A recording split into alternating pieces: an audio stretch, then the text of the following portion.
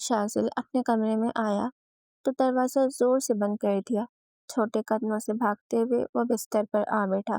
دونوں ہاتھوں پر ابھی بھی سرخی کے نشان تھے جہاں اسٹک لگی تھی۔ اس نے ضبط سے آنکھیں بند کی۔ کمرے کی کھڑکی کھلی تھی۔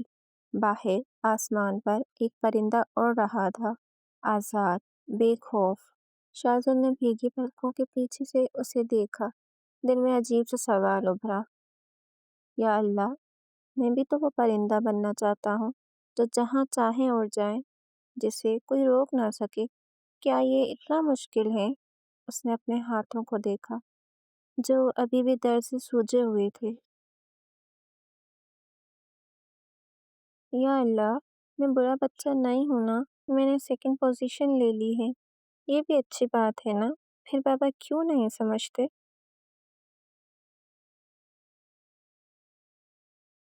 ہوا کا ایک جھونکا آیا اور کھڑکی کے پردے کو ہلکا سا جھنجھوڑ گیا۔ پردہ جیسے شازل کے آنسو پوچھنے کو کھڑا ہو۔ اس کے لب کپ کپائے۔ دل نے رب سے پھر سوال کیا، اگر میں دوبارہ فرض نہ آ سکا تو کیا بابا مجھے ہمیشہ ناپسند کریں گے؟ کیا میں ہمیشہ ان کے لیے ناکام رہوں گا؟ پرندہ ابھی بھی آسمان پر تھا لیکن بہت دور تک جا چکا تھا، مگر اس کے پروں کی آزادی شازل کے دل میں چبھ رہی تھی۔ یا اللہ، مجھے بھی وہ پر دے دے۔ شازل کی آنکھوں کے آنسو کچھ لمحوں بعد تھم گئے۔ وہ بستر پر سیدھا ہو کر چھت کو دیکھنے لگا۔ ماما نے بھی کچھ نہیں کہا۔ اس کا ننھا سا دل کانپ اٹھا۔ اگر ماما بھی بابا کے خلاف ایک لفظ نہ بولی، پھر میرا سہارا کون ہے؟ کمرے کی خاموشی جیسے جواب دے رہی تھی، کوئی نہیں۔ اسی لمحے ایک فیصلہ شازل کے اندر کہیں چپکے سے ثبت ہو گیا۔ اچھا، تو میں بھی وہی کروں گا جو بابا چاہتے ہیں۔ اگر وہ کہتے ہیں کہ مجھے ہر حال میں پرفیکٹ ہونا ہے تو ٹھیک ہے، میں پرفیکٹ بنوں گا، لیکن اس بار اپنی مرضی سے نہیں، ان کی مرضی سے۔ پرندہ اب نظر نہیں آ رہا تھا۔ آسمان خالی تھا، جیسے آزادی کا خواب بھی کہیں غائب ہو گیا ہو۔ شازل کے اندر کا وہ معصوم بچہ جو ابھی کچھ دیر پہلے رب سے مانگ رہا تھا، خاموش ہو گیا۔ اس کی جگہ ایک عجیب سے عزم نے لے لی تھی۔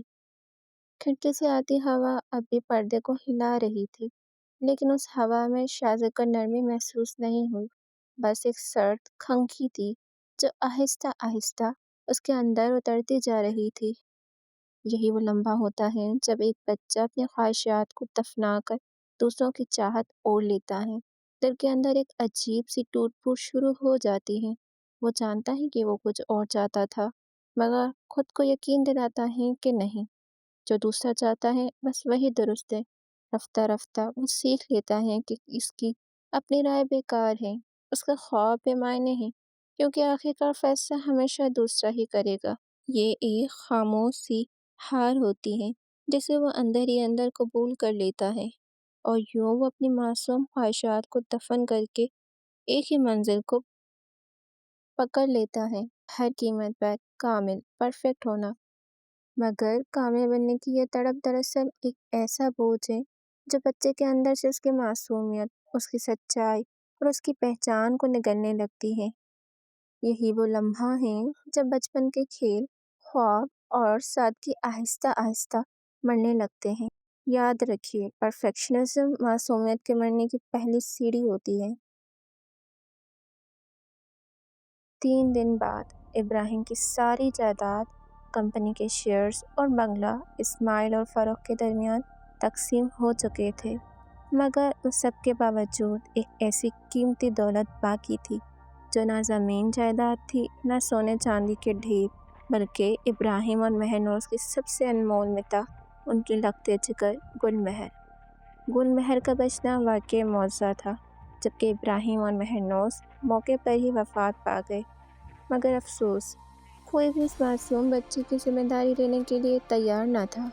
انسان بھی کتنے انوکھی مخلوق ہیں۔ ان کے ذہنی سانچے کچھ اس طرح سے ڈلے ہیں کہ ہر وقت دنیاوی فائدے اور مادی اشیاء کے پیچھے بھاگتے رہتے ہیں۔ مطلب ہو تو گدھے کو بھی باپ بنا لیتے ہیں، اور جب قرض ختم ہو جائے تو انسان کی حیثیت صفر ہو کر رہ جاتی ہے۔ پھر اس کی کوئی وقت باقی نہیں رہتی۔ اب بھی یہی بحث چھڑی ہوئی تھی کہ آخر گل مہر کی ذمہ داری کون اٹھائے۔ ہم ایک کام کرتے ہیں، گل مہر کو یتیم خانے بھیج دیتے ہیں، ایملی نے سوچتے ہوئے مشورہ دیا۔ نہیں، ایسا ہرگز نہیں ہو سکتا، فاروق نے فوراً انکار کر دیا۔ لوگ کیا کہیں گے کہ ہم ایک بچی کی ذمہ داری نہ اٹھا سکے اور اسے لاوارث سمجھ کر یتیم خانے بھیج دیا۔ بالکل صحیح کہہ رہے ہیں آپ، زیبا نے بھی شوہر کی ہاں میں ہاں ملائی۔ اچھا، تو آپ لوگ گل مہر کی ذمہ داری خود ہی لینے جا رہے ہیں؟ بہت اچھی بات ہے، ایملی نے طنزیہ انداز میں کہا۔ نہیں نہیں ایملی بھابھی، ہم نے یہ کب کہا؟ زیبو نے فوراً انکار میں سر ہلایا۔ کیوں بھلا؟ آخر گل مہر کی پرورش کرنے میں کیا جائے گا؟ ایملی نے گھور کر سوال کیا۔ ہم تو ہرگز نہیں سنبھال سکتے اس منحوس بچی کو۔ اگر خدا نہ خواستہ مجھے یا میرے بچوں کو کچھ ہو گیا تو؟ نہ بابا نہ، ہم نہیں لینے والے یہ بوجھ، زیبو نے ہاتھ کے اشارے سے صاف انکار کر دیا۔ کیا تم اب بھی ایسی آؤٹ ڈیٹڈ باتوں پر یقین رکھتی ہو؟ I can't believe it۔ Emily حیرت اور صدمے سے تقریباً چیخ اٹھی۔ اچھا، تو آپ لوگ کیوں نہیں لیتے اس کی ذمہ داری؟ زیبو نے بھی ببھر کر سوال داغ دیا۔ ایملی کے ہونٹ کپکپانے لگے مگر زبان ساتھ نہ دے سکی۔ وہ الفاظ اس کا ہاتھ چھوڑ چکے تھے۔ ہم بچی کو نہیں سنبھال سکتے کیونکہ میں اور ایملی دونوں گھر پر نہیں ہوتے، اور تمہیں تو پتہ ہے کیئر ٹیکر اور نوکرانیوں کا حال، بھلا ان پر کیسے اعتبار کیا جا سکتا ہے؟ کل کو اگر بچی کے ساتھ کچھ ہو گیا تو لوگ انگلی ہم پر ہی اٹھائیں گے۔ اسماعیل نے فوراً بیوی کو مشکل سے نکالنے کے لیے وضاحت دی۔ ایملی نے بھی سر ہلا کر بات کی تائید کی۔ زیبو نے طنزیہ انداز میں بڑبڑایا۔ ہاں ہاں، بڑی پرواہ ہے ان کو، آئے بڑے احساس کے مجسمے۔ اسی لمحے فاروق نے تجویز دی، ایک کام کرتے ہیں، گل مہر کو اس کے نانے کے حوالے کر دیتے ہیں، ان سے بہتر بچی کی دیکھ بھال کون کر سکتا ہے؟ لیکن مت بھولنا، دلار فروز بڑی لالچی عورت ہے، ہمیشہ اپنا مفاد دیکھتی ہے، زیبو نے فوراً سب کو یاد دلایا۔ ہم ہر ماہ اسے کچھ رقم دیا کریں گے، پھر اس کو کوئی اعتراض نہیں ہوگا، اسماعیل نے حل پیش کیا۔ کیوں؟ ہم کیوں دیں؟ گل مہر ان کی اپنی ہے، ان کا بھی فرض بنتا ہے۔ زیبو کو یہ بات سخت ناگوار گزری۔ ہاں، ہم ہرگز کچھ نہیں دیں گے، ایملی نے بھی زیبو کا ساتھ دیا۔ ہمارے پاس اور کوئی راستہ نہیں ہے، یہ کام ایسے ہی ہوگا بس۔ اسماعیل نے دو ٹوک الفاظ میں فیصلہ سنا دیا۔ سب نے بلا کے خاموشی اختیار کر لی۔ تو پھر طے ہوا، ہم سب کل ہی سریتاغ جا رہے ہیں، فاروق نے حتمی لہجے میں کہا۔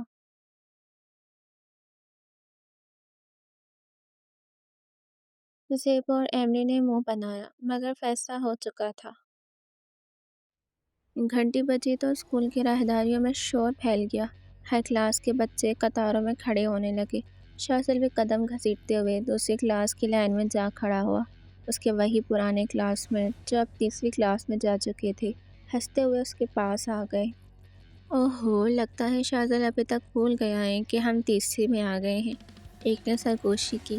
دوسرا مسکرا کر بولا، بھائی ابھی بھی دوسری میں کھڑا ہے، سیکنڈ آنے کے صدمے نے یادداشت بھی لے لی کیا؟ شاذل خاموش رہا، اس کے چہرے پر کوئی تاثر نہ تھا، جیسے یہ جملے دیوار سے ٹکرا کر واپس جا رہے ہوں۔ کلاس میں انگلش کی استاد داخل ہوئی۔ وہ شاذل کو پہلے بھی پڑھا چکی تھی، اس لیے اسے دیکھتے ہی رک گئی۔ شاذل، لگتا ہے تم غلط کلاس میں آ گئے ہو۔ شاذل نے کتاب بند کی، چہرے پر وہی سنجیدگی لیے بولا، میں غلط جگہ پر نہیں آیا، آپ غلط وقت پر آئی ہیں ٹیچر۔ سب بچے ہنسنے لگے، استاد کے چہرے پر غصہ ابھرا۔ شاذل، بہیو یور سیلف۔ ابھی بھی وہ مزید کچھ کہتی کہ ایک بچی کھڑی ہو گئی۔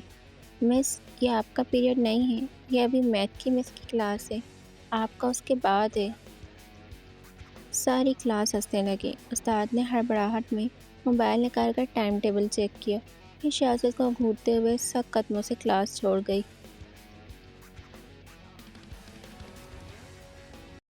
صبح کی روشنی آہستہ آہستہ ابراہیم اور مہرنوز کے اس وسیع اور عریض بنگلے کے گوشے گوشے میں اتر رہی تھی۔ سب لوگ روانگی کی تیاری میں مصروف تھے۔ بنگلے کے کمرے جو کبھی زندگی اور ہنسی کی بازگشت سے گونجتے تھے اب خاموش اور سنسان تھے۔ دیواریں خالی تھیں، فرنیچر بکسوں میں بند کونوں میں رکھے تھے جنہیں کبھی مہنوز نے بہت محنت سے سجایا تھا، مگر آج سب کچھ بکھر رہا تھا۔ سب سے پہلے وہ اپنی ذمہ داری گل مہر سے جان چھڑانا چاہتے تھے۔ ایملی تیار ہو کر لاؤنج میں داخل ہوئی تو زیبو ایک کونے میں کھڑی سوچوں میں گم تھی۔ اچانک اس کی نظر ایملی پر پڑی تو حیرت سے چیخ اٹھی، یہ کیا ہے ایملی بھابی؟ اس نے سر سے پاؤں تک ایملی کا جائزہ لیا۔ ایملی ایک پروفیشنل فوٹوگرافر کے روپ میں تھی، کالر پر کیمرہ لٹکائے، جدید لباس پہنے، گویا کسی چھٹیوں پر جانے والی سیاح ہو۔ بالوں کی ایک لٹ اسٹائل سے پیچھے کی اور جھٹک کر وہ کچھ ایسے اعتماد سے کھڑی تھی جسے زبان حال سے کہہ رہی ہو، میں اتنی حسین ہوں تو پھر کیا کروں؟ زیبو نے افسوس سے کہا، ایملی بھابی ہم گھومنے نہیں جا رہے۔ ایملی نے گردن اکڑا کر جواب دیا، دیکھو زیبو، میں ایملی ہوں، مجھے اچھی طرح معلوم ہے کیا درست ہے اور کیا غلط۔ ہم سریتاگ جا رہے ہیں، ایسی جگہ جو کسی فیری ٹیل سے کم نہیں، اور وہاں جانے کا موقع شاید پھر کبھی نہ ملے۔ سو I can't miss this opportunity. اس کی آنکھوں میں چمک اور لبوں پر فخر کی مسکراہٹ تھی، جیسے وہ زیبو سے داد کی توقع کر رہی ہو۔ زیبو نے بے اختیار کہا، ہائے خدا، بالکل ٹھیک کہہ رہی ہیں آپ ایملی بھابی، میں نے تو یہ سوچا ہی نہیں، میں بھی تیار ہو کر آتی ہوں۔ اور یہ کہہ کر وہ تیزی سے اپنے کمرے کی طرف لپکی۔ ایملی چپتی نظروں کے ساتھ اسے جاتے دیکھ بڑبڑائی، کاپی کیٹ۔ ادھر زیبو کمرے کی طرف جا رہی تھی کہ فاروق سے ٹکرا گئی۔ فاروق نے ہاتھ کے اشارے سے بریک کا اشارہ دیتے ہوئے کہا، او ہیلو، کون سے گھوڑے پر سوار ہو کر جا رہی ہو؟ تیار ہونے، زیبو نے جلدی میں کہا۔ فاروق نے تیوری چڑھائی، صبح سے کیا کر رہی تھی؟ اب اچانک تیار ہونا یاد آیا؟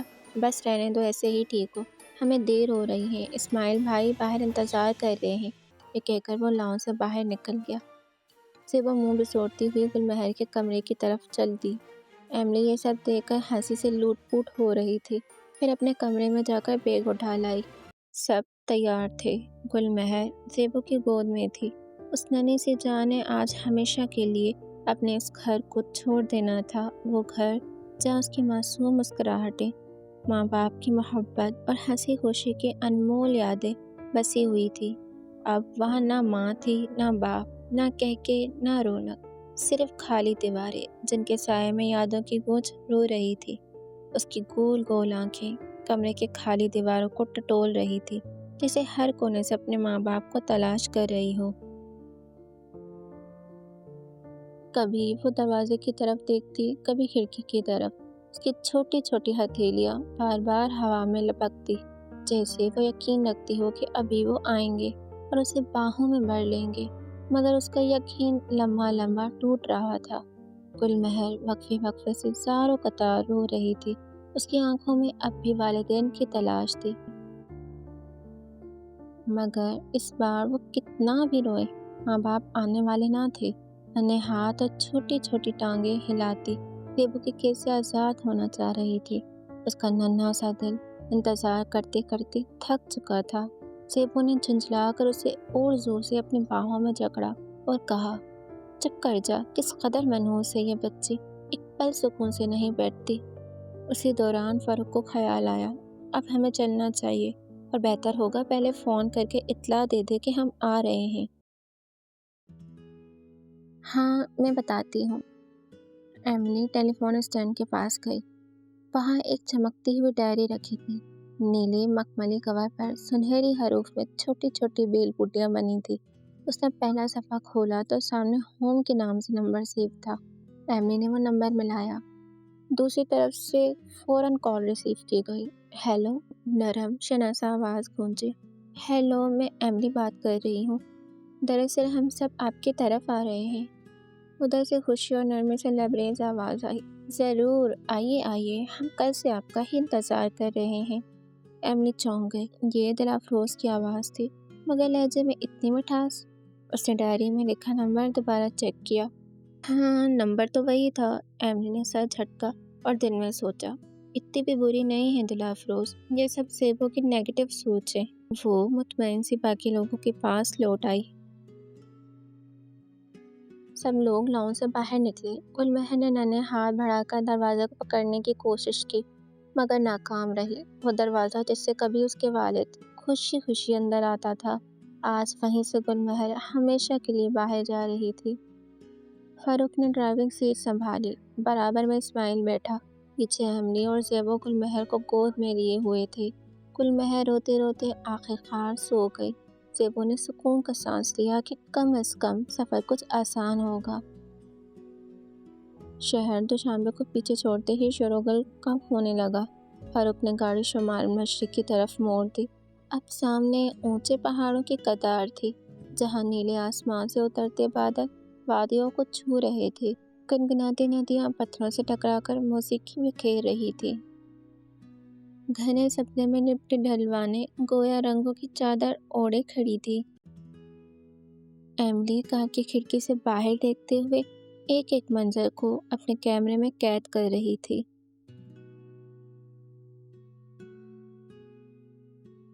آخرکار وہ لوگ سریتا کے قریب ایک خوبصورت مقام پر رک گئے۔ ایملی نے شوق مسکراہٹ کے ساتھ کیمرہ نکالا اور شوہر کے ساتھ تصویریں کھنچوانے لگی۔ عین اسی لمحے زیبو بھی بن بلائے مہمان کی طرح آ کر سامنے کھڑی ہو گئی۔ ایملی نے بد مزاجی سے اس کی تصویر لے رہی تھی، تبھی گل مہر کی رونے کی آواز گونجی۔ فاروق لپک کر آیا اور بچی کو زیبو کی گود میں تھما دیا۔ زیبو نے منہ بسور کر اسے تھاما، جبکہ ایملی نے سکون کا گہرا سانس لیا۔ تھوڑی دیر تر و تازہ ہونے کے بعد سب دوبارہ گاڑی میں بیٹھے اور دل افروز کے گھر کی طرف روانہ ہو گئے۔ احمد، جو کہ شاذد کا کلاس میٹ ہوا کرتا تھا، بریک میں شاذد کے قریب آ کر کھڑا ہو گیا۔ لمحے بھر خاموش رہنے کے بعد دھیرے سے بولا، مجھے اب بھی یقین نہیں آ رہا کہ تم سیکنڈ آئے ہو۔ تم تو علی سے کہیں زیادہ ذہین ہو۔ پھر ذرا رک کے اس کے کان کے قریب جھکتے ہوئے جیسے راز بتا رہا ہو، سرگوشی میں کہا، لیکن تم جانتے ہو علی پرنسپل کا بیٹا ہے، اسے کوئی روک نہیں سکتا۔ فرسٹ پوزیشن ہمیشہ اسی کے لیے لکھی گئی ہے۔ شاذد پلک جھپکائے بغیر بس اسے دیکھتا رہا۔ اس کے چہرے پر کوئی تاثر نہیں آیا۔ وہ چپ رہا، لیکن دل کے اندر جیسے سارا منظر صاف ہو گیا۔ وہ جان گیا کہ اصل کھیل کہاں کھیلا جا رہا تھا۔ کچھ لمحوں بعد اس نے نظریں جھکا لی، ایک سوچ بجلی کی طرح ذہن میں کوندی۔ یہ بات میں اپنے پاپا کو کیوں بتاؤں؟ وہ تو پھر بھی وہی کریں گے جو انہیں ٹھیک لگے گا۔ ان کے نزدیک میری کوئی رائے، کوئی قدر، کچھ بھی نہیں۔ وہ ہمیشہ صرف اپنی مرضی سناتے ہیں۔ شاذد نے ہلکی سی سانس اندر کھینچی اور احمد کو دیکھے بغیر بس آگے چل پڑا، جیسے کچھ سنا ہی نہ ہو۔ لیکن اس کے قدموں میں ایک عجب خاموش ضد چھلکنے لگی تھی۔ سامنے سے علی اپنے دوستوں کے ساتھ شاذد کی طرف آتا دکھائی دیا۔ واہ بھائی، سیکنڈ آ کے بھی اگر کم نہیں ہوئی، لگتا ہے ہوا نکل گئی پہلی پوزیشن کی۔ اب بیٹھ کے دوسروں کو دیکھو، شاید سیکھ جاؤ۔ کہہ کے گونجنے لگے۔ شاذد نے سر اٹھایا، آنکھوں میں ایک عجیب سی سختی تھی۔ تمہیں پتہ ہے علی، تمہارے اندر ایک ہی خوبی ہے، پرنسپل کا بیٹا ہونا، باقی تم بس شور کرتے ہو۔ علی آگے بڑھا، انگلی لہراتے ہوئے، زبان سنبھال کر شاذد، یہ تیری اوقات نہیں ہے۔ شاذد کے ہونٹوں پر ایک ہلکی سی طنزیہ مسکراہٹ ابھری۔ اوقات، یہ لفظ تیرے منہ میں اچھا نہیں لگتا۔ اپنی پہلی پوزیشن کو اگر طاقت سمجھتا ہے تو شاید پہلی بار کوئی سچ بولنے والا ملا ہے تجھے۔ علی نے غصے میں کالر پکڑنے کی کوشش کی۔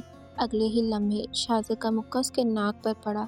علی لڑکھڑایا اور خون بہہ نکلا۔ کلاس میں شور مچ گیا۔ علی کی ایک دوست بیچ میں آ گئی۔ اس کے چہرے پر غصہ اور حیرت دونوں تھی۔